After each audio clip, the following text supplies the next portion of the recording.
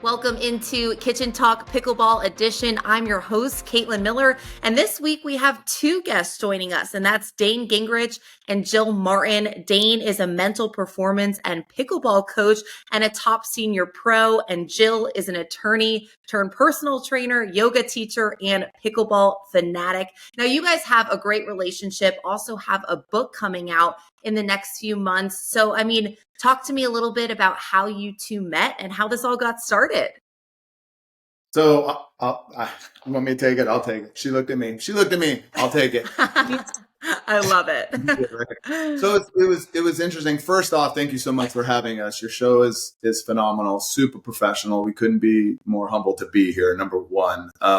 Thank you. To your question, I had Jill in a clinic one day, and I told this story a bunch, but within 5 minutes, she was at the kitchen line and she did some weird pose to reach in the kitchen and extend way out there that I now know as like the warrior, right? And she was super on balance and she was super like strong. And I stopped the clinic. And I said, I want that. What do you do? And she said, she's a trainer and she did yoga. And I said, I need that. And so we met on the pickleball court, and we met in school. My daughter goes to school with her son, but she eventually landed on my pickleball court, and I saw how strong she was and how balanced and flexible. And I just said, hey, can I get some of that? And then it just kind of turned into where I started coaching her and she started training me. And then all of a sudden this freaking crazy book thing happened. I love that. And yes, so this book coming out in a few months, it's called Pickleball Mindset. I know it kind of shares the relationship between a coach and an athlete. Talk to me a little bit about your roles, your background, and why, this type of relationship is so important in any sport, but particularly with pickleball. Well, so Dayne mentioned that we met on the court, and when I started training him, he was helping me with some mental performance issues and just generally pickleball stuff. And I came to realize that my mental performance was what was really holding me up and progressing on the court. And I'm in my former life as an attorney, I was a litigator. And so I'm pretty used to kind of putting people through their paces and asking a lot of questions and approaching things with skepticism. And so a lot of times when Dayne would tell me strategies, I was like, I don't know about that. I don't know if that's going to work for me. Like that might work for you. I don't see how this is applicable to me, and would really ask a ton of questions. And we did a lot of it on text. And in my life as an attorney, I really focused on writing and creating arguments through like in legal briefs. And so at some point I was like, what are we doing? We need to write. This should be a book. Like our texts already are a book, because I would just always like everything he would answer, I would like follow up, but this, but that, but this. And so she didn't believe a word of it. She didn't believe anything. Skeptical about everything. And so that's kind of how we started to think about writing a book. And then I guess, well, what do you think? It was crazy because I've been trying to write a book for 10 years, literally. And I just would start, stop. And I just didn't have the time and I didn't have the discipline. And when she said it, it was so strange because she said it and I stopped and I said, yes, let's do it, without having any idea whether it was a good idea, a bad idea, whether we could even finish it. But something in my gut just said, based on kind of what she said about how much we were texting and talking about mental performance and what she was struggling with. And then based on kind of like what she was teaching me often, off and on the court as well with my own fitness stuff, something just said this was going to work. And I was just talking to my daughter this morning as I dropped her off. I said, hey, sweetheart, this thing's coming out in like first week of April. Did you believe it would? And she said, no, like it was never going to happen. My wife said, no, you've been trying. So just in my gut, I just knew that this thing would happen. And here we are. I got to say, this book is really good. And I got to also say, but I'm going to say it like this, because of her. Like, this book is good because of her role in the book, my mental strategies, but she makes them come to life. And she is so much of the audience that we are wanting to present it to. Like, she is the reason this book is going to be a good seller. Well, I think that like one of the interesting parts for me about the process and how we came to even think about doing it as part of our like discussing our coaching relationship is that we spent a whole lot of time arguing the first year about generally arguing, but like one of the many things we argued about was what ultimately the book would be about. And I pushed pretty hard that this was going to be his book and that I would be a ghostwriter. And that because I enjoyed writing and he was busy with all the different things he was doing, that I would basically collect his strategies. And he's written a ton over the last 30 years, that I would read everything he wrote and kind of do what I did as a litigator, like gather all the information, organize it, make it into a story.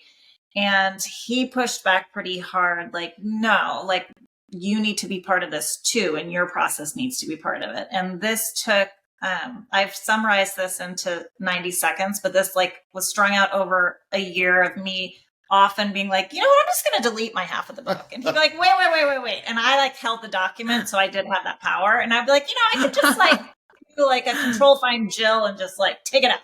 And he kind of persuaded me through his coaching experiences that all the things that felt like particular and like individual struggles for me was what he experienced with athletes all the time. And so, because I questioned a lot, like, well, I'm not sure how my experience is relevant to anyone else's, but he saw through coaching people through 30 years that it was the things that I struggled with were really common. I mean, they might look a little different in the details, but that ultimately it was what both amateurs and professionals struggle with in trying to kind of get a more confident mindset on the court.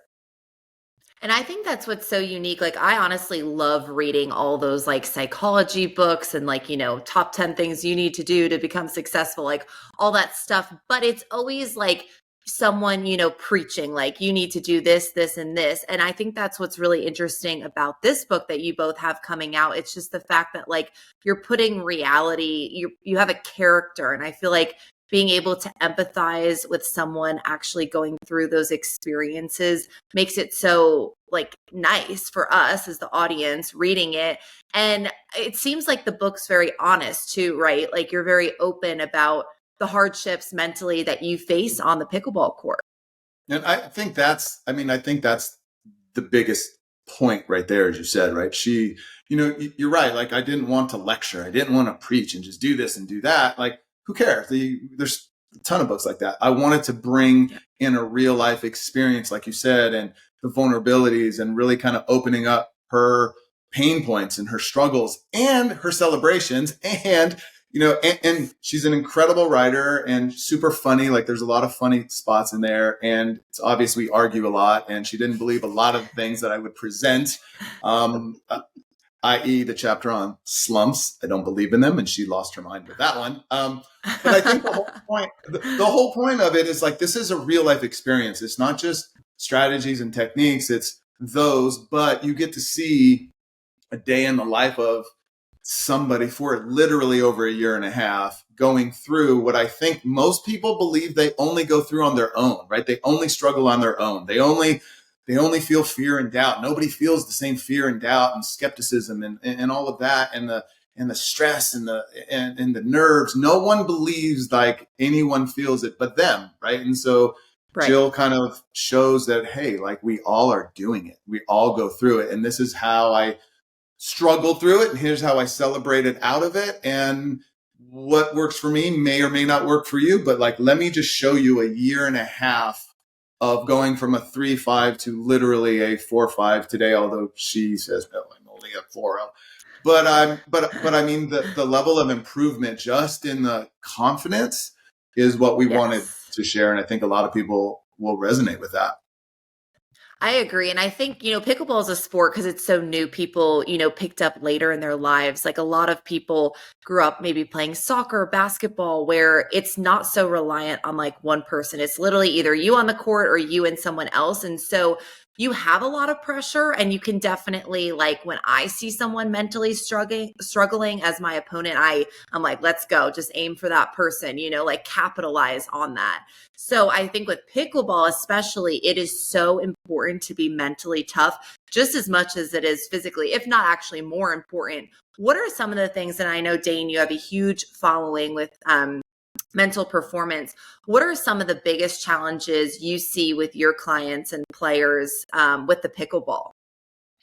Um, it's everybody's so different with that, but I think if I were to generalize, definitely fear, right? Like the fear of fill in the blank, the fear of not performing, the fear in letting my partner down, the fear in what if I don't succeed in the goals that I set, right? I think we step on the court first and foremost until we train ourselves out of it with, I hope I don't, right? I got to try not to, right? I've been doing clinics or lessons, or I've been reading books, and I have to eliminate my unforced errors, which is just another way of saying, I hope I don't miss. Right. And so, but that's the default of the mind. The mind will not default to, let's intentionally do this. Let's intentionally focus on this. It defaults, if you don't train it, to, I hope I don't miss, because it's trying to protect you from the pain.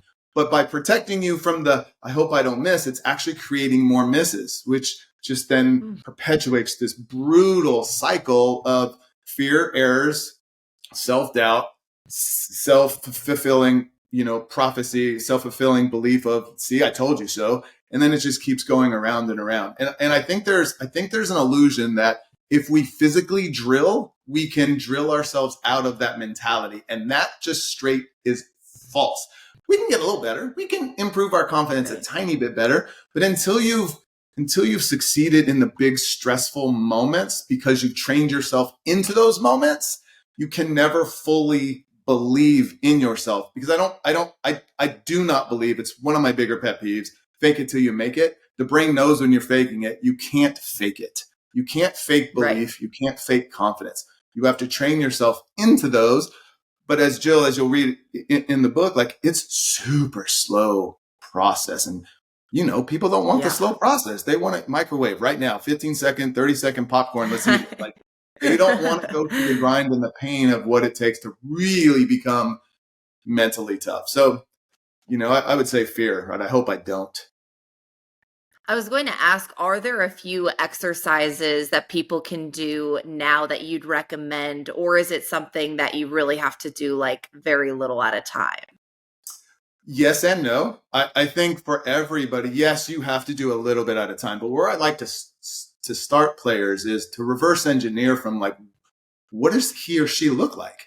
Like, it doesn't matter the micro drills I give you or the techniques if you don't know the person that you're trying to become, right? Not the goals you're trying to achieve, but what does that player look like when you, quote, improve, when you get to that spot, right? Not the top of the mountain. There's no finish line, but like, always reverse engineering. And this is the only stock thing I do for everyone, whether it's a 3-5-4-0 amateur or a 7-0 pro, is we can't move on until you know exactly what you want to look like, feel like, walk like, talk like, breathe like. Before they walk onto the court, they see your name in a bracket. What do they say about you? What do they text their partner about you? Like, those things have to be known from the inside out.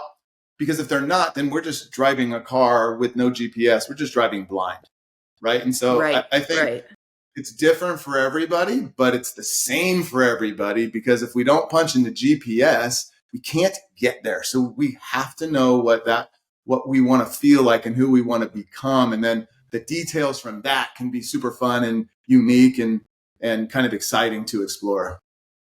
Awesome. And Jill, like, with him saying that, what are some of the things that you really learned that you've taken away with you and has really helped you on the court? No pressure. What did Dayne do good at? Why was I such an incredible teacher? Tell everyone. Yes. So I think that for me,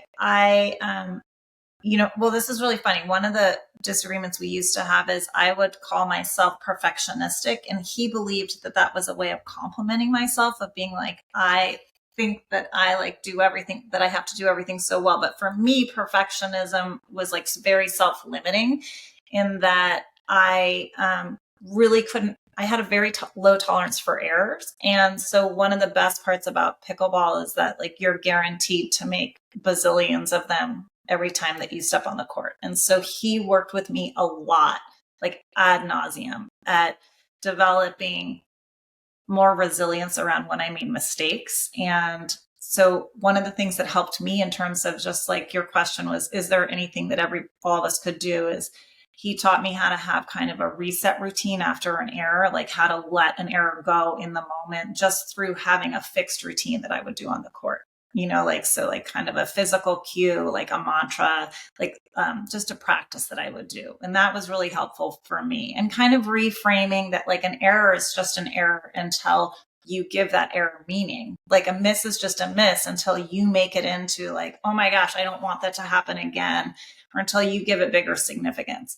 So I think that helped me a lot. I mean, it's a process for me. It reminds me of like uncoiling a hose that's sat in the sun for a long day. It's like you unwind it and it snaps back, and then you unwind it again and it snaps back a little bit less. And it's like, this takes a ton of time. Like he talks about it as like the slow drip. And so I think the other part maybe was that I'm a pretty impatient person, and I want results like, Sorry. I want results like now. I want results yesterday. I'm Yes. used to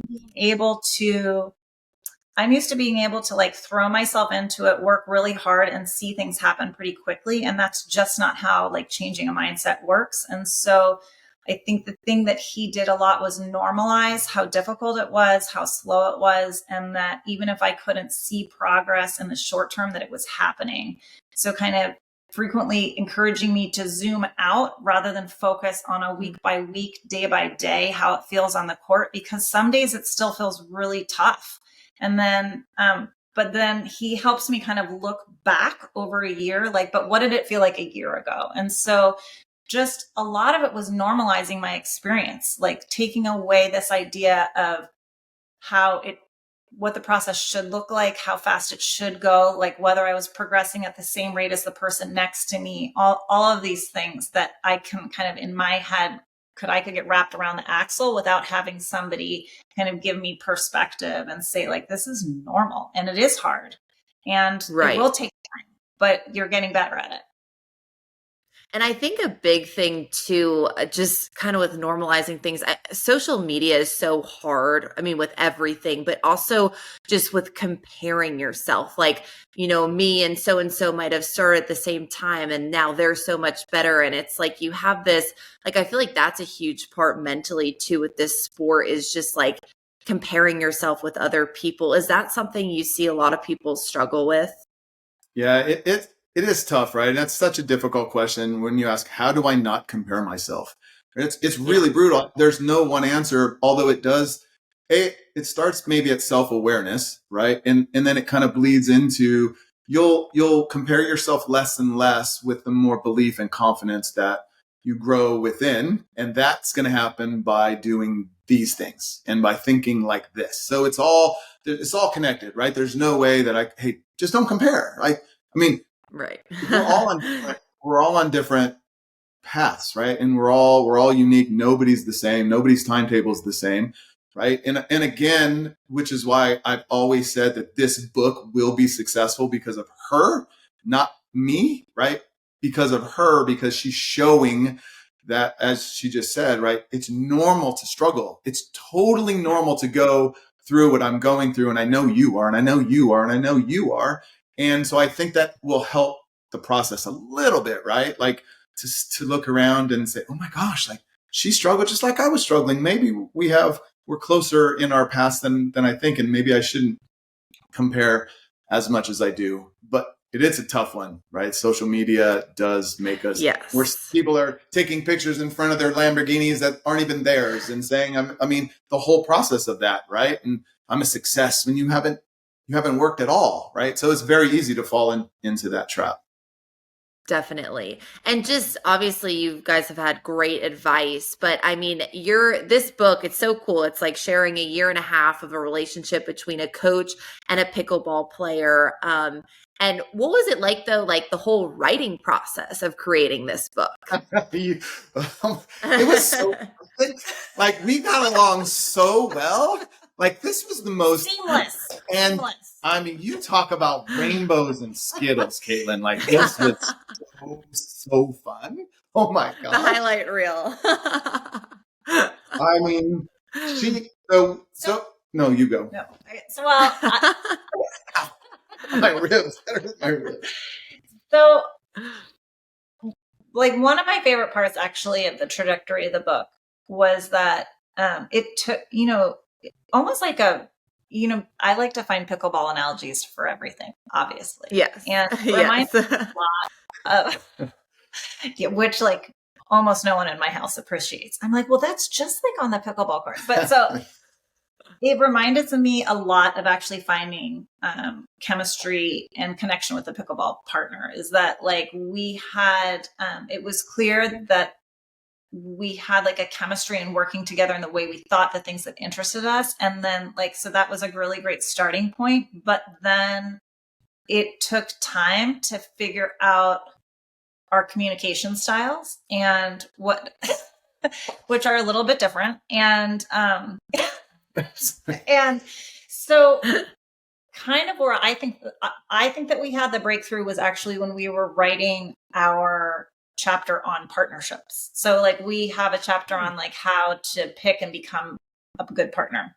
And it was in talking about that I really started to understand better how to communicate with Dayne. And I think he started to understand how better to communicate with. Oh, I mean, yes. Yes. Sorry.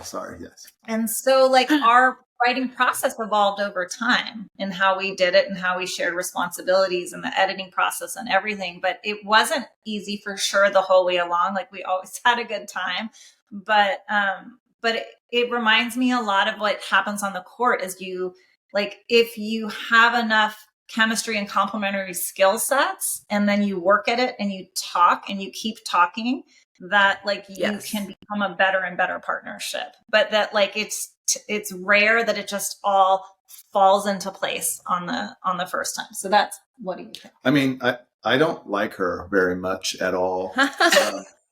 That's where I am. No, I mean, it was a process, right? Like she didn't talk to me for like 3 weeks because I was being an a-hole.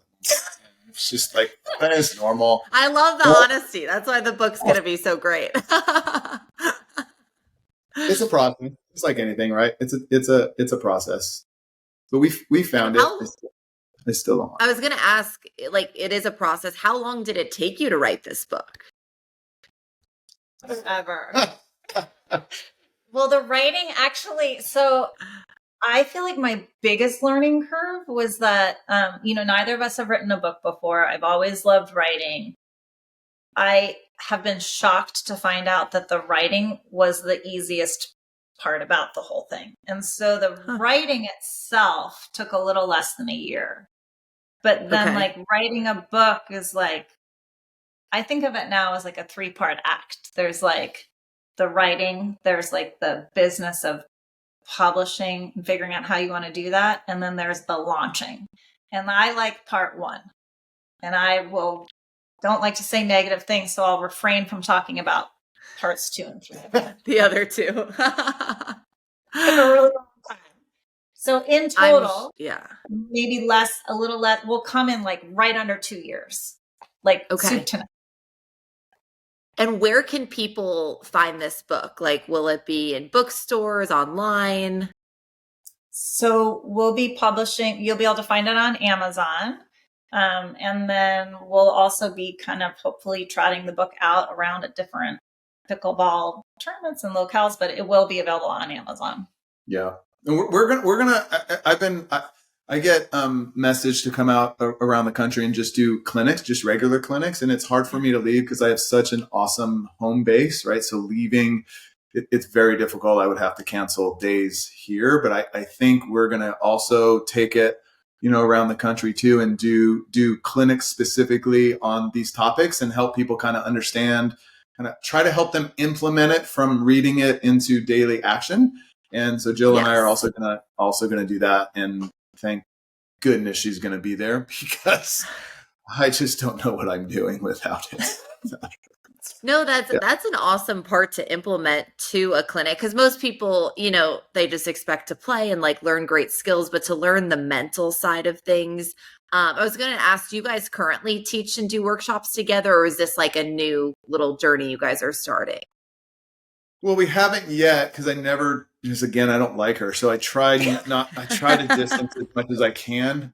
but this book is forcing us to come together and do this.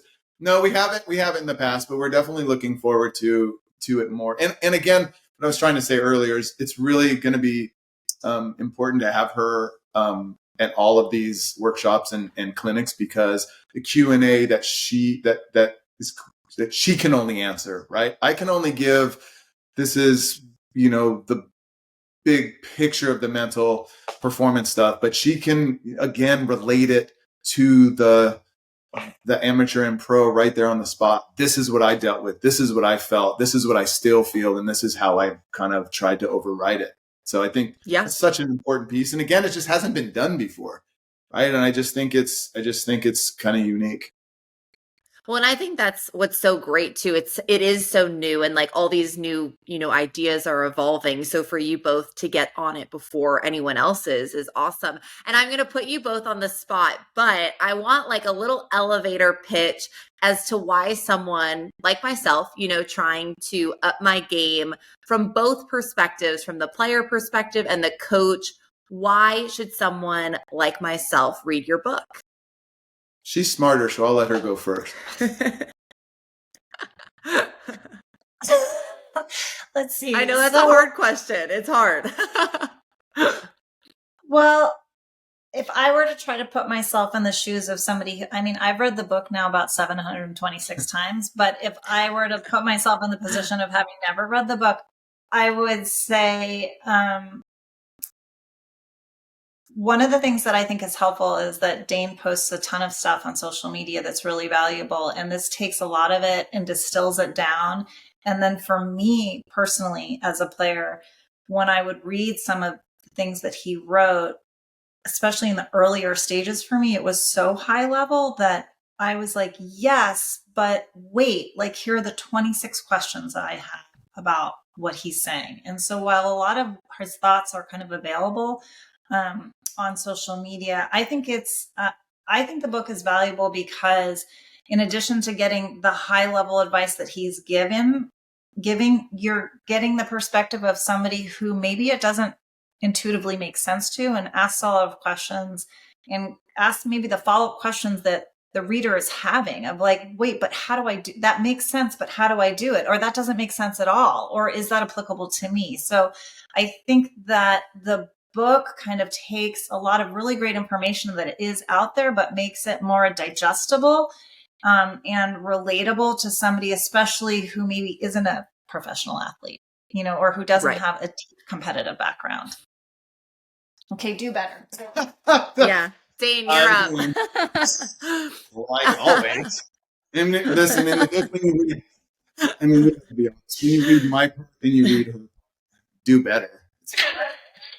That's all I've ever done with you. I think it's an important read because I think there's so much content, so much information on the physical, right? And on all sports, right? There's so much information. You can Google and YouTube anything, some really good, some not so good, but the physical is out there, right? And there just isn't enough on the mental pieces of this. And like Jill said, we take pretty deep dives, right? And it is very high level, but again, it's a high level that can be digested for 3 5s and 7 0s, right? We have professionals, top professionals, Matt Wright, that have read the book and they can pick and choose what he wants and what resonates with him. And then the 4-0 player can also pick and choose what resonates with her. And I think it covers the whole gamut based on your individual needs. But again, the mental performance, I think, and I say it as much as I possibly humanly can,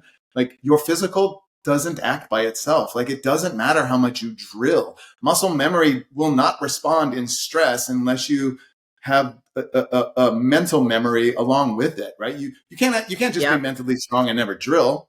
But I think players just drill and play rec and just study video, like study themselves and break down mechanics, but they never tap into what's going on upstairs. I mean, the pros now slowly, right? They're drilling a lot more now. They're hiring physical trainers now because that's kind of accepted. So they do all of that. But how many of them are really taking deep dives into the mental game? Not very many, because their belief is if I do all the things physically, I'll just become mentally strong. And that's just not true. right? Tiger Woods, Kobe. I mean, they put a huge emphasis, Tom Brady, on Ben Johns, on their mental game. Like, it's because of their mental game that they're becoming great. Like, just on the pickleball, I know I talk a lot, but I get very excited. Ben Johns, you can go take a break. You want to know? Ben Johns, Ben, not because of his physical talent. There are a ton of talented players. I would even say there are more talented players than Ben today, but his mental game is just so next level. It's not even close. Number 2 isn't even close to where Ben is, right? And Colin, same thing. Like, physically, Colin's solid, but he's by far not the most talented, but mentally the dude's a monster also. And on and on. Annalie the same way. Like, if you just look at the top players in any sport we talk about, there's no chance the top players are just physically gifted. So yes, that's why. Plus, my parts just I always said that I think mental toughness is way more important, like you said, than physical toughness, because I know people in my high school, they were like the best athletes. I call them like practice players because they crush it in practice. But then if we're in a game like basketball, we're down by 2 with 30 seconds to go. It's like, who's going to be mentally tough and be able to handle that pressure? I feel like that is so important. And that is what, Ben Johns and Annalie Waters, they're so great at, and that's what sets them apart and why they win all the championships. By far. It's not even close, yeah. Right? That's the answer. But it takes a special, it's a skill. So you have to know, you have to know how to teach it and coach it. It can't just be a stock, see it, believe it, achieve it thing, but it also needs to be trained more than your physical, more. Because the mind is going to default to the negative if you don't override it and train it to focus on the positive intentions behind your physical acts. Definitely. Well, Thank you so much, Dayne, Jill, for joining us. Pickleball Mindset, it will be out in April. Everybody better look out for it and stay tuned to see who will join us in the kitchen next time.